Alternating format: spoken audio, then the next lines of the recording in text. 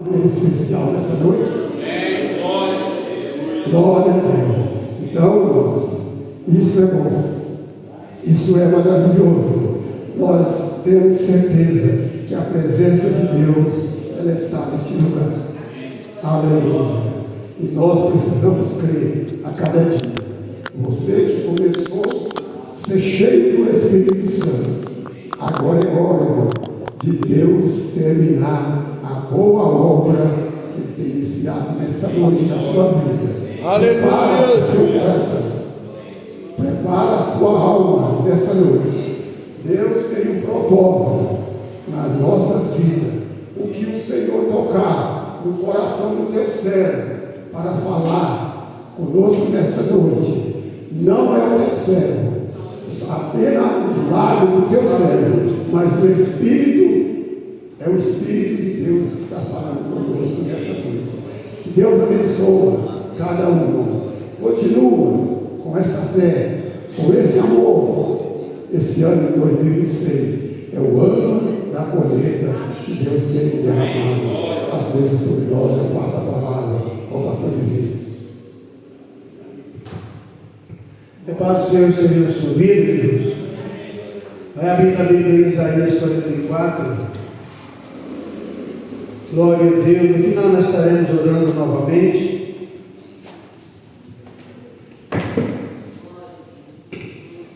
Isaías 44. Aleluia. Glória a Deus.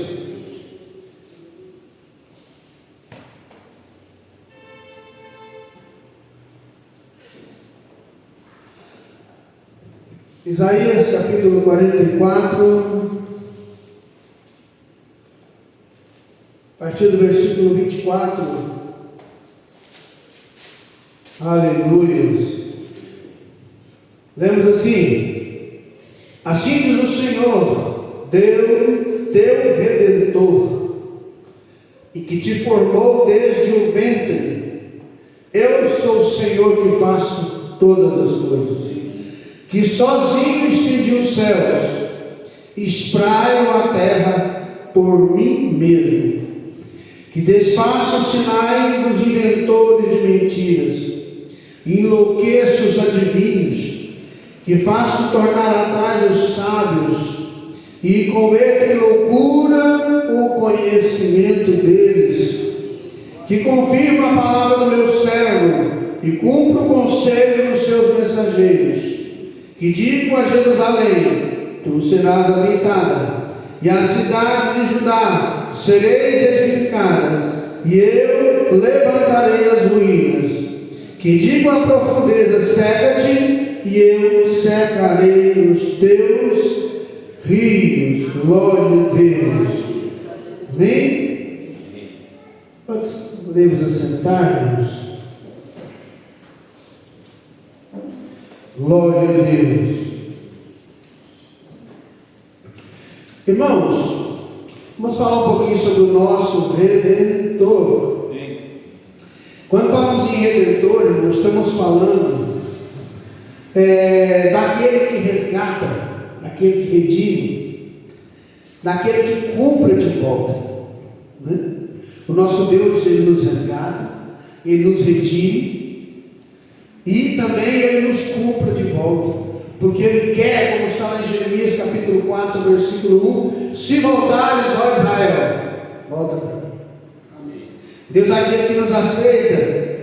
Então nosso Deus, irmãos, é aquele que nos resgata, que nos redime, é aquele que pagou alto preço por nós. E quando você entregou sua vida ao Senhor e Salvador Jesus Cristo, você se comprometeu com Ele a viver uma vida que o agrade. Você se comprometeu em andar nos seus caminhos. Em troca, Ele te salvou, te redimiu, Ele te deu o seu Espírito, como a irmã Sara, nós estava pregando essa semana, para te guiar, para te orientar, para que você possa ser guiado pelo Espírito Santo. Está em João 14. Agora, irmãos, Ele quer te abençoar, sim, mas antes de te abençoar, Ele quer que você seja fiel. Deus tem prazer, como nós vemos aqui. Ele é redentor e é criador. Olha o que diz o versículo 24. Assim diz o Senhor, teu redentor, aquele que te redime, que te formou desde o ventre. Eu sou o Senhor, que faço tudo que sozinho estendi os céus e espraio na terra por mim mesmo. Olha só, esse termo que te formou desde o ventre, no original a palavra em hebraico tem o sentido de modelar, aquele que te modelou lá no ventre. Então a palavra está dizendo que de modelar. O Senhor é aquele que nos molda, aquele que nos modela. É por isso que em Eclesiastes capítulo 3 está escrito: tudo que Deus fez é perfeito, não acrescentarás nem tirarás nada. Ah, pastor, aquelas pessoas que mudam a aparência, corta aqui, estica ali, né? Aumenta aqui, aumenta ali. Tem alguns artistas aí que você vai ver ontem e hoje, eu falo, nossa, meu, misericórdia, já foi bonito assim, virou esse trem, né? Virou essa coisa. Alguns melhoram, outros na ânsia de melhorar acabam piorando, porque as pessoas não querem aceitar que a lei da gravidade é infalível para todo mundo. O que a lei da gravidade é? Um dia todos nós vamos caindo, e a velhice faz parte da vida. A beleza da vida é envelhecer. Pastor, a beleza da vida é envelhecer.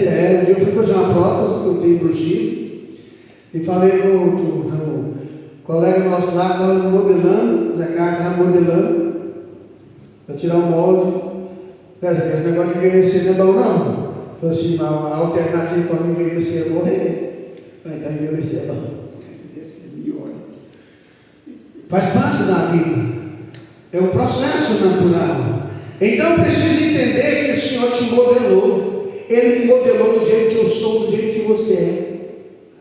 Ele, além disso, Ele te dá o seu Espírito. Depois que você o aceita, o Espírito Santo entra em você e te modela, te transforma ainda hoje. Não apenas no ventre materno. Quantas pessoas que eram agressivos antes de aceitar o Senhor e foram modelados, transformados. O Espírito modelou ele. Eram pessoas ignorantes, pessoas que não respeitavam ninguém, de repente foram transformadas. Sabe por quê? Porque o Espírito Santo entrou nele, tirou a brabeza, tirou a ignorância, colocou graça e paz. É o que Paulo diz. Paulo era esse homem que era dessa forma, e quando se converteu, ficou totalmente transformado. Eu preciso entender que ainda hoje Deus quer te modelar. Aquele que te molda lá no ventre materno. Você não sabe como se formou os ossos no ventre da mãe, mas ele vai se formando, Deus vai dando forma, e ele forma como ele assim o quer. Ainda hoje Deus te forma. Ele sozinho fez todas as coisas. Se Ele fez todas as coisas, não há espaço aqui, irmão, para outros deuses, para outras teorias, para idolatria. Olha, você que é servo de Deus, ou você é criacionista, ou você é evolucionista. Nós somos criacionistas. Nós cremos que Deus criou o universo. Tudo foi feito por Ele, por meio dEle e para Ele. Amém. Glória a Deus. Quando eu estava lá na escola, a gente respondia o que o professor queria ouvir. Ele quer passar de ano.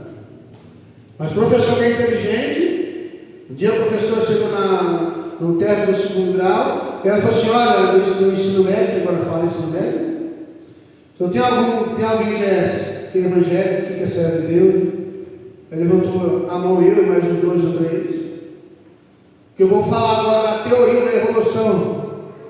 Eu sei que muitos não creem assim, mas eu vou ensinar o que os livros ensinam. Olha só que sabedoria dessa professora. Mas isso não existe mais hoje em dia. A maioria quer enfiar uma doutrina em você. Por exemplo, nessa teoria da evolução, agora estão colocando que o ser humano não nasce homem nem mulher. ele nasce apenas no seio, que ele desenvolve depois. Não é o que a Bíblia diz. A Bíblia diz que Deus criou o homem macho e fêmea, nos criou. Um completa o outro. O homem não completa o homem, a mulher não completa a mulher. O homem completa a mulher completa o homem. Simples assim. Ele fez todas as coisas sozinho, e porque Ele é Deus, Ele sabe o que é melhor para nós. Então nós cremos na criação de Deus. Ele é o nosso Redentor e Ele é o nosso Criador. Ele nos criou, e depois que nós erramos, falhamos, o ser humano falhou, errou, o Senhor, a Bíblia diz que Deus enviou o seu Filho ao mundo, para que todo aquele que nele crê não pereça, mas tenha a vida eterna. João 3,16. O milagre da salvação está lá em João capítulo 1. E o Verbo se fez carne e habitou entre nós, cheio de graça e de verdade. Ele nos moldou como nós somos. O Senhor te moldou, mas Ele quer te melhorar, quer te modelar. Ele quer tirar de você aquilo que está te impedindo de ser um servo melhor. A gente aprende, irmãos, que tem gente que fala: nasci assim, vou morrer assim. Isso, irmãos, é uma arma do diabo que você não imagina o tamanho que é. A pessoa fala: meu Deus, me muda, eu não quero mudar. Não, a gente muda sim. A gente muda aquilo que estava errado, a gente deixa. A gente aprende a ser mais educado. A gente aprende a tratar o outro melhor, porque a Bíblia diz: dá e seja dado. O Senhor é o nosso Redentor, Ele que nos redime, Ele que nos modela. E se Ele quer nos modelar, eu preciso saber que com a medida que eu trato o outro, eu sou tratado. Tem gente que ninguém gosta dele, mas ninguém gosta de mim. Aí dá vontade de falar: mas não tem como gostar de você, você é chato demais. Você não agita demais, como é que gosta de uma pessoa dessa? Se for amigo, você tem que falar. Porque o amigo é aquele que fala a verdade. Então não dá para gostar da pessoa desse jeito, não. Você não tem educação, você chega, não cumprimenta ninguém, sai, não fala nada. Né? Quantas vezes a esposa arruma, ele nem um elogio dá para a esposa. Marido dá um duro danado, a mulher nem obrigado fala. Pelo amor de Deus, o Senhor quer te moldar, ser uma mulher melhor, um homem melhor, ser um servo melhor. Isaías 44, 25. Vamos falar do poder de Deus e a idolatria, que desfaça os sinais dos inventores de mentiras, enlouqueça os adivinhos e faça tornar atrás os sábios, e converta em loucura o conhecimento deles. Olha só, a idolatria, irmãos, hoje tem sido muito sutil no nosso meio. No passado era imagem de escultura. No próprio livro de Isaías vai falar como é que era. Colhe-se lá a madeira, depois o artista vai, trabalha ela, enfeita ela com prata, com ouro e por aí vai, né? Nesse próprio capítulo mostra. Capítulo 44. Agora mudou, a idolatria está se modernizando. A idolatria mudou de aparência. Agora vem com o dinheiro, com o poder, com a carreira, com a aparência, com as redes sociais, com os ministérios. Porque a idolatria de hoje é mais sutil, vai além da estátua.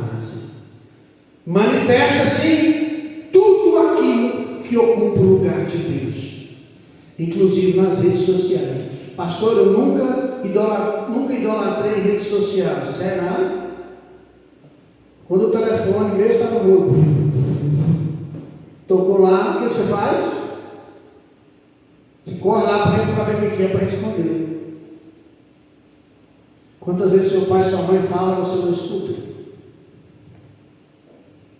Quantas vezes o Senhor está insistindo, e você não quer mudar?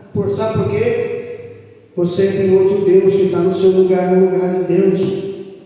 Até mesmo a busca incessante por prazer, autorrealização, a busca pelo terreno em vez do divino se torna idolatria. O querer cada vez mais e mais. Eu sei que os pregadores de hoje estão ensinando assim: Abraão foi rico, Jó era rico, Isaac era rico, por que na minha vez eu tenho que me ferrar e ser pobre? Mas não são todos que não é rico, não. Lázaro, que foi para o seio de Abraão, era pobre. Paulo, o maior pregador que o mundo já viu, claro que depois de Cristo, ninguém foi maior que ele, pregou mais da metade do mundo da sua época, vivia sustentado pelos outros. Ele mesmo ensinou a Timóteo, 1 Timóteo 6, tendo o que comer e o que vestir, seja satisfeito, 1 Timóteo 6. Então não eram todos que eram ricos. A riqueza nem sempre é sinônimo de Deus estar abençoando alguém. Porque no Brasil tem muito rico, muitos que vai pegar a sua riqueza e ir para o inferno com ela, se não se arrepender. Porque é um dinheiro conquistado desonestamente. Desonestamente. Prova disso são aqueles que fraudaram, ou chamaram roubo dos vermelhos do INSS. Pessoas que eram aposentadas que roubaram, já passa 12 bilhões. Sabe que essas pessoas conseguem dormir tranquilo, que nem eu e você que trabalham duro? A Bíblia diz: doce é o sono do trabalhador, quer coma muito ou pouco. O que quer dizer isso? Ele trabalhou honestamente, deu o seu melhor. Eu já disse aqui, uma vez, vou repetir. Certa vez um influenciador, eu vou falar o nome dele aqui, da outra vez eu citei, dessa vez não. E sempre quando ele trabalhava numa empresa, tinha um salário bem alto na época, e ele sempre ia lá, chegava ali, almoçar todo dia no mesmo local, e ele viu um rapaz vendendo balas, bombons lá no Farol, né? Cidade grande tem muito isso. E aquele rapaz sempre alegre, sempre contente. E o rapaz que almoçava com esse influenciador falou assim: olha, como é que aquele cara na segunda-feira, né, baita sol desse, a gente está com tanta dificuldade, e ele com um sorriso no rosto. E eu conhecia ele já de vista. Ele chegou, parou, abaixou o vidro do carro e falou assim: ô, meu amigo, por que você é tão alegre assim todo dia? Direto. Falou: olha, meu amigo, é fácil. Chegar em casa todo dia, saber que eu pego meus filhos, abraço eles, vou para a rua brincar de bola com eles, saber que eu garanti o leite dos meus filhos e o pão dos meus filhos, é a coisa melhor do mundo. Falou assim: olha, não dá as balas que você tem, tudo que eu vou te comprar. Sabe por quê, irmãos? Alegria não é ter, alegria é saber: eu dei o meu melhor, eu fiz o meu melhor. Eu sei que isso não agrada os crentes de hoje, mas, irmãos, o que tem gerado uma escravidão moderna, principalmente através do foco excessivo em si mesmo. Eu quero. É o que alguns pregadores estão assim, que agora o negócio não precisa orar mais, é só determinar. Um dia esse livro chegou até em minhas mãos, não vou falar o nome do autor, não. Bem famoso aí, nas redes sociais, programa de televisão. Davi não tinha Espírito Santo, nós temos. Não tem que esperar com paciência, tem que orar e determinar e receber. Não é assim que funciona. Você pode até pensar que funciona, mas com Deus não é bem assim. Então a idolatria hoje se modernizou. Só que o nosso Deus, Ele desfaz, como está no versículo 25, desfaz os sinais dos inventores de mentira. As pessoas vão, a Bíblia diz que o Senhor pega o sábio na sua própria astúcia dele. Ele converte a sua sabedoria em loucura. Porque o negócio é muito simples. Deus criou os céus e a terra. Ele deu seu Filho aqui nesse mundo para nos salvar. Que Deus se fez carne e habitou entre nós. Não tem outra forma de ser salvo. A Bíblia diz: pela graça sois salvo mediante a fé, não vem de vós, é dom de Deus. É graça, misericórdia, é poder de Deus. Então o que eu preciso entender? que Deus quer redimir cada um de nós. Pastor, eu já sou redimido, eu já fui batizado nas águas, eu já aceitei o Senhor. Mas será que você não tem nada para mudar hoje? Sabe aquele que eu aprendi assim, porque eu já fiz isso também. E eu sei que todo mundo aqui já fez. Você está orando, buscando, você vai se santificando. De repente, você muda a maneira de pensar, de agir. Imagina você fica algum tempo longe da Bíblia, longe da oração, vai diminuindo. No primeiro problema que tem, o que você faz? Você volta à velha natureza, você começa a maldizer, você começa a... Aí eu não começo a xingar, pastor, mas começo a reclamar. Por que Deus me deixou nessa situação? Por que eu estou passando por isso? Irmão, eu não tenho que perguntar por que Deus me deixou. O que me levou a isso? Às vezes não foi Deus, foi eu.